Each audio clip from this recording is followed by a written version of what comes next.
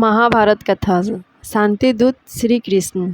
धर्मराज युधिष्ठिर 7 अक्षौहिणी सेना के स्वामी होकर कौरवों के साथ युद्ध करने को तैयार हुए। पहले भगवान श्री कृष्ण परम क्रोधी दुर्योधन के पास दूत बनकर गए।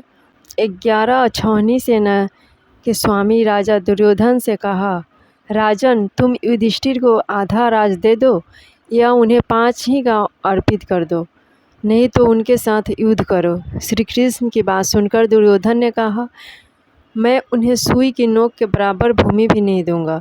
हाँ, उनसे युद्ध अवश्य करूंगा। ऐसा कहकर वह भगवान श्री कृष्ण को बंदी बनाने के लिए उद्यम हुआ। उस समय राजसभा में अपने परम सुदर्श विश्वरूप का दर्शन कराकर दुर्योधन को भयभीत कर दिया। फिर विदुर ने अपने घर ले जाकर भगवान का पूजन और सत्कार किया।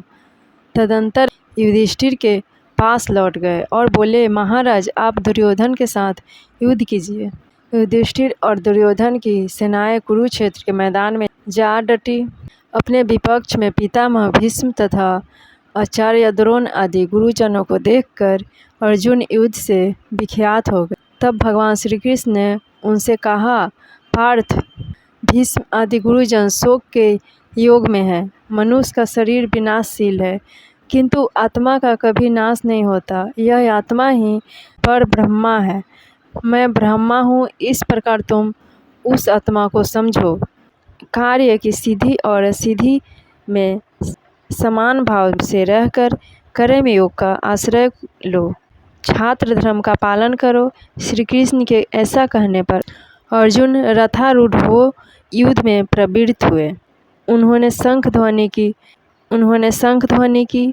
दुर्योधन की सेना में सबसे पहले पितामह भीष्म सेनापति हुए। पांडवों के सेनापति शिखंडी थे। इन दोनों में भारी युद्ध छिड़ गया। भीष्म सहित कौरव पक्ष के योद्धा उस युद्ध में पांडव पक्ष के सैनिक पर प्रहार करने लगे और शिखंडी आदि पांडव पक्ष के वीर कौरव सैनिकों को अपने बाणों का निशाना बनाने लगे। कौरव और पांडव सेना का वह युद्ध देवासुर संग्राम के समान जान पड़ रहा था। आकाश में खड़े होकर देखने वाले देवताओं को वह युद्ध बड़ा आनंददायक प्रतीत हो रहा था।